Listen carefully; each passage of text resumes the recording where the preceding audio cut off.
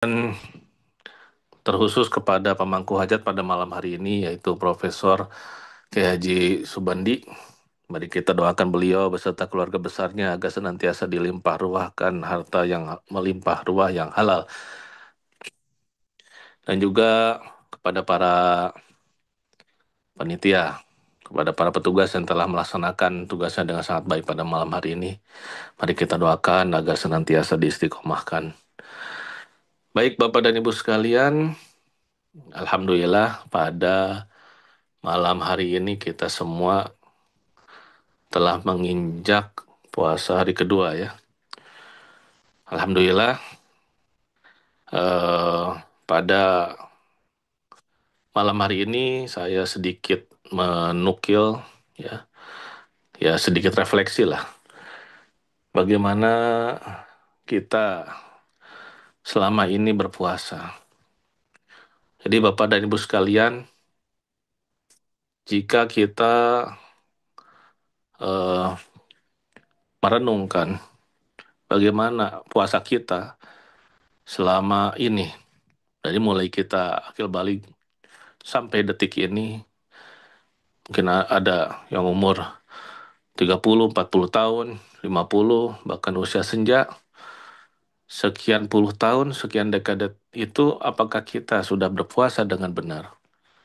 Apakah puasa kita sudah memenuhi syarat untuk dikatakan seorang muslim yang ikhlas? Ya, bagaimana puasa kita bisa mengantarkan kepada keridhaan Allah? Apakah sudah mencapai makom seperti itu? Apa ibu sekalian? Mungkin sudah banyak yang menyampaikan bahwa puasa umum dengan puasa khusus. Puasa khusus di sini dimaksudkan adalah puasa Torikoh, di mana puasa Torikoh ini adalah puasa tidak hanya menahan lapar, tidak hanya menahan dahaga, tetapi juga bagaimana kita mempuasakan sekian banyak indera, panca indera kita. Bagaimana yang terpenting adalah mempuasakan kolbu kita dari hal-hal yang dilarang oleh Allah. Selama ini kita berpandangan bahwa puasa itu adalah hanya menahan lapar, menahan dahaga, dan juga menahan hawa nafsu di antara kedua kedua suami istri. Meskipun itu dihalalkan, tetapi khususon ketika bulan puasa ini, siang harinya tidak diperbolehkan. Nah, Bapak Ibu sekalian, seringkali saya mendapati bahwa di medsos ya, saya sering melihat bahwa ketika menjelang masuk bulan puasa itu akan ada selalu bahasan tentang masalah-masalah khilafiyah. Itu masalah khilafiyah sebetulnya masih dalam ranah keilmuan ya. Bagaimana perbedaan pendapat dari mulai jumlah sholat taraweh ya, lalu kemudian awal awal satu Ramadan pun itu menjadi suatu pembahasan yang hangat di medsos.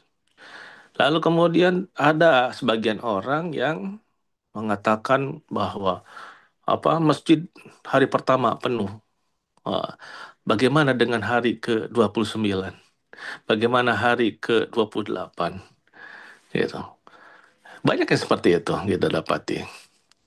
Artinya apa? Artinya orang itu melihat bahwa ada sisi di situ dia itu merasakan bahwa yang dia rasakan itu benar. Sedangkan orang lain salah. Maksudnya apa? Masjid penuh, salah. Lalu kemudian masjid kosong, dia anggap salah juga. Jadi tidak ada benarnya bagi orang-orang yang seperti ini. Dan sifat itu dibawa ke dalam suatu peribadatan, dalam suatu hal agama di situ. Maka tampak dia itu nyinyir, kalau saya sebut sih sebagai nyinyir yang islami. Ya, nyinyir yang islami seperti itu. Itu banyak sekali saya lihat itu ya. Seperti itu loh, nyinyir yang di perkara yang lain ya. Contohnya misalkan ada suatu konten di mana konten itu bukanlah konten yang sombong, tetapi konten yang menunjukkan ini adalah rumah dengan model seperti ini, dengan yang apa model Art Deco lah, terus lalu kemudian ini hanya sebatas apa menjelaskan, bukan dalam konteks sombong, tetapi komentarnya apa? Komentarnya adalah eh, lebih kayak orang yang sholat 2 rakaat sebelum subuh. Wah, situ betul nggak? Betul itu. Tetapi jika disampaikannya dengan ada sedikit sedikit penyakit hati di dalamnya, yaitu apa? Iri dengki, ya, maka itu akan menjadi salah. Yang namanya apa? Nyinyir syariah atau nyinyir Islami seperti itu. Banyak pernah kita lihat banyak seperti itu. Ya, oh itu apalagi kalau misalkan melihat apa konten yang menceritakan tentang perjalanan hidup orang sukses, wah pasti banyak sekali hal-hal yang hal-hal yang seperti itu nyinyir syariah. Nah, Bapak dan Ibu sekalian, kenapa saya kemukakan seperti ini? Karena ternyata hal-hal demikian itu sangat dekat dengan kita. Keseharian kita sering mendapatkan seperti itu dan bukanlah hal yang aneh. Maka yang ditakutkan adalah ketika kita tergiring untuk berlaku yang sama. Bapak dan Ibu sekalian, salah satu sifat yang buruk itu kan hasad atau hasud atau iri hati, dengki kepada orang lain atas kenikmatan yang Allah berikan kepada dia.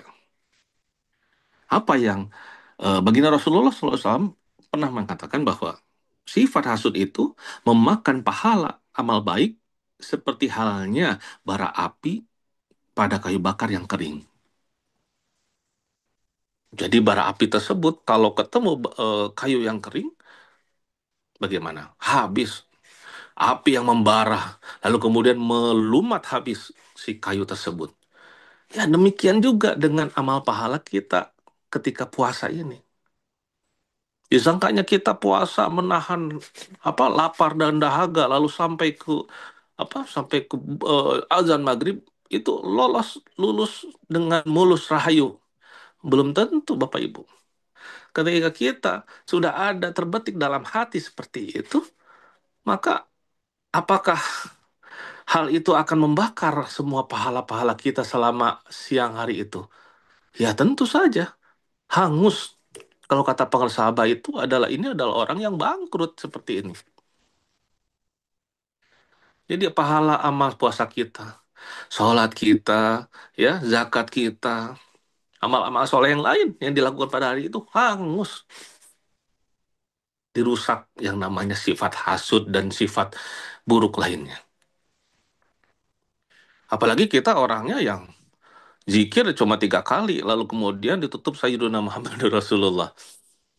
Ya, belum juga itu hutang dibayarkan di sholat berikutnya, itu udah hangus. Amit-amit ya. Belum juga kita mengeluarkan uang dari saku kita untuk bersedekah, sudah hangus duluan. Ya, tekor jadinya. Bapak Ibu sekalian, inilah yang dikatakan oleh Rasulullah. Tidak sedikit orang yang berpuasa, tapi tidak dapat apa-apa dari puasanya itu, kecuali rasa lapar dan haus saja. Rugi nggak? Rugi. Sudah lapar, sudah haus, ya, tapi tidak mendapatkan apa-apa. Lalu bagaimana? Apa yang harus kita lakukan untuk menjaga, bahkan menyempurnakan amal ibadah puasa kita? Dan juga ibadah kita lainnya ketika puasa. Sholatnya, zakatnya, sodakohnya. Menjadi sempurna. Tidak lain, tidak bukan, hanyalah dengan cara belajar ilmu akhlak. Apa itu ilmu akhlak? Ilmu akhlak hanya satu, dan satu-satunya yaitu ilmu tasawuf. Tasawuf. Bagaimana cara pengamalannya? Dengan cara, dengan jalan torikot. Yang kita amalkan sekarang, torikot kodenya Naksabandiyah. Nah, Bapak Ibu sekalian, kenapa ilmu ini menjadi penting? Karena ilmu ini adalah untuk membersihkan hati dan mensucikan jiwa. Membersihkan hati dari apa? Dari tadi penyakit hasud, ria, sirik, bakhil, ya, khianat, apalagi malas, takabur, ujub, ya, tamak, lain sebagainya. Yang bosnya itu adalah bosnya penyakit penyakit hati itu adalah apa? Ghaflah, penyakit ghaflah, ya, penyakit hati selalu lupa kepada Allah. Kalau sudah lupa daratan mah lupa pulang kan gitu kan? Ya, ada Bang Toi pulang berapa tahun? Udah tiga kali Lebaran dia nggak pulang, ya. Itu Bang Toi itu lupa pulang.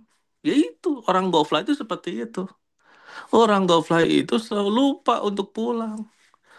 Pulang kemana? Pulang kepada Baitullah. Baitullah mana? Baitullah bukan yang di Makkah, tapi Baitullah yang telah ditetapkan ketika kita talqin zikir. Kiri bawah, Bapak Ibu, kiri bawah. Lupa untuk di situ berzikir. Nah itu, Bang Toyib kita itu. Meskipun hanya 1 detik pun, itu Bang Toyib. Gitu. Kita lupa. Maka ketika sudah lupa, lupa darah.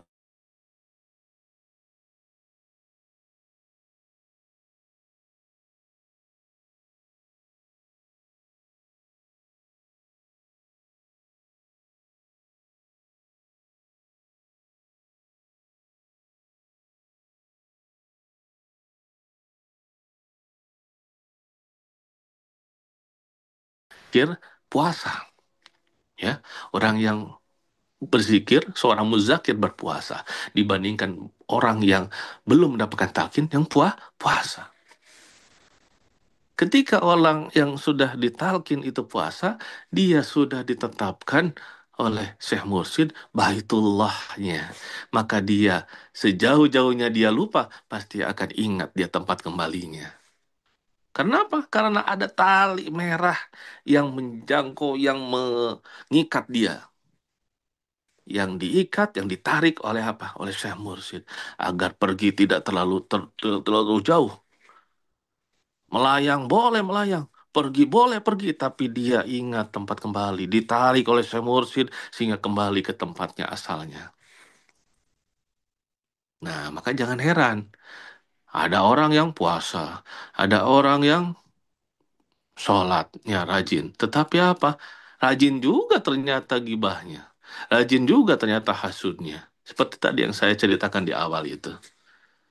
Orang yang ingat tidak mungkin melakukan seperti itu. Kenapa? Karena orang yang ingat itu terkoneksikan dengan Allah melalui wasilahnya Syekh Mursyid. Maka dengan demikian ada channeling.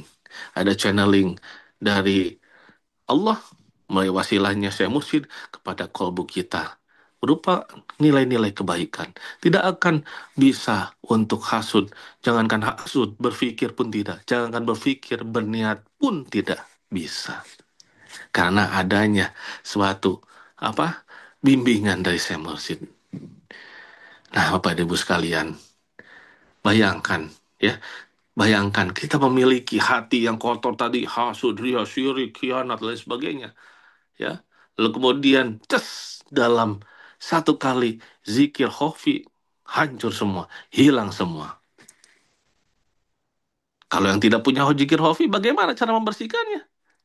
Ya kan? Bagaimana? Sholat belum tentu. Karena sholatnya pun tidak ingat kepada Allah. Bukan akimi sholat li zikri, tapi hanya akimi sholat, hanya melakukan sholat saja, tetapi tidak li zikri, tidak mengingat Allah, maka secara tasawuf itu tidak sah. Meskipun secara syariat itu sah, karena melakukan rukun-rukunnya sah secara syariat, tetapi secara tarikat itu tidak sah, karena tidak ingat kepada Allah. Lantas bagaimana kalau tidak sah, sedangkan dia ingin menghapus dosanya dengan sholat tersebut, padahal sholatnya pun tidak sah?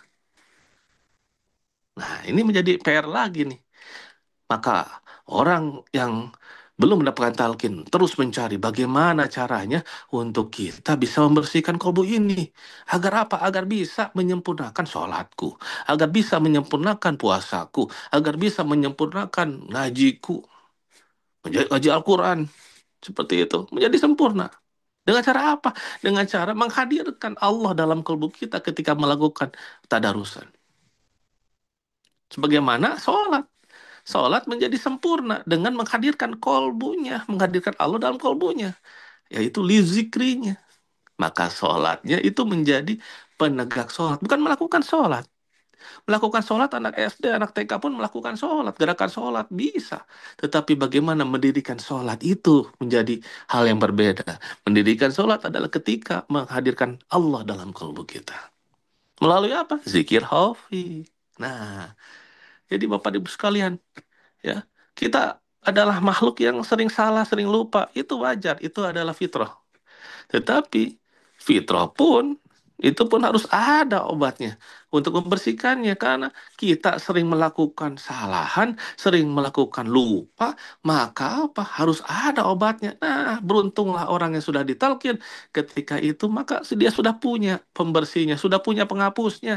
Seperti anak yang baru belajar nulis, ya, hurufnya mungkin tidak sempurna, bahkan melencong ke sana kemari. Tetapi kalau sudah punya penghapusnya, mudah, tinggal dihapus, tulis lagi, salah lagi, hapus lagi, tulis lagi. Semakin sempurna, semakin sempurna, semakin sempurna.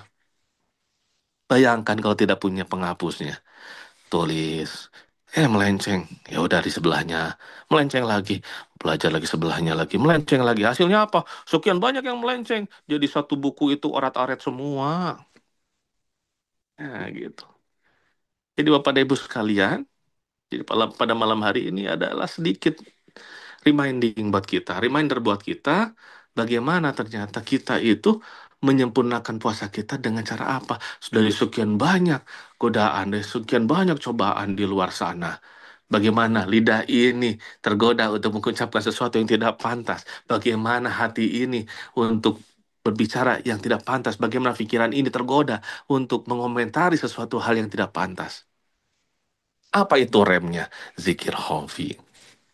Ketika kita ada zikir hofi berjalan di dalam kolbu ini, maka terstop semua, tertahan semua. Perbuatan dosa, Bapak Ibu, perbuatan dosa hanya bisa dilakukan hanya dan hanya ketika kita ghaflah. Tidak mungkin seseorang melakukan perbuatan dosa pada saat dia sedang ingat kepada Allah. Mohon maaf, ketika berzikir pun, zikir khafi, zikir jahar, kita ingat kepada yang lain selain daripada Allah, maka sesungguhnya itu dia sedang tidak berzikir. Lidahnya saja berzikir, badannya saja hanya goyang kanan, goyang kiri, goyang kanan, goyang kiri. Tetapi hanya sebatas itu saja, hanya sebatas peragaan mulut, lidah, dan badan saja. Tetapi sejatinya dia tidak sedang berzikir. Nah, maka ketika zikir jahar, jangan lepas zikir khafinya. Ketukannya samakan antara kolbu yang di dalam dengan gerak badan kanan, kiri, seperti itu. Untuk menghindarkan hal seperti itu. Untuk menghindarkan kita pikiran melayang, padahal lisan sedang berzikir. Nah, jadi Bapak Ibu sekalian, bahkan dalam berzikir pun harus disempurnakan dengan zikir khafi. Jadi, zikir jahar disempurnakan dengan zikir khafi. Sholat kita disempurnakan dengan zikir khafi. Puasa kita disempurnakan dengan zikir khafi. Nah, inilah yang dikatakan oleh pengasabah ilmu mahal, yang bahkan kiai-kiai yang puluhan tahun belajar pun ini belum tentu mendapatkan ini ilmu mahal ini. Sedangkan kita, mohon maaf, sebodoh-bodohnya kita, tapi kita sudah ditalkin, maka kita sudah menemukan apa yang dipelajari selama puluhan tahun. Orang-orang itu mencari puluhan tahun itu. Alhamdulillahilladzi fadlana katsimin badil mu'minin. Sekian dari saya yang bisa saya sampaikan. Sekali lagi, mari kita sempurnakan puasa kita, mari kita sempurnakan sholat kita di bulan Ramadan ini, dan mari kita sempurnakan semua amal-amalan, semua amal ibadah kita selama bulan Ramadan ini dengan zikrullah, ya. Semoga kita semua dimampukan, ya, semoga kita semua bisa diistiqomahkan, dimampukan untuk melaksanakan ajaran Amalia, Thariqah Qadriyah Nasabandiyah. Sekian yang bisa saya sampaikan, semoga bermanfaat. Assalamualaikum warahmatullahi wabarakatuh.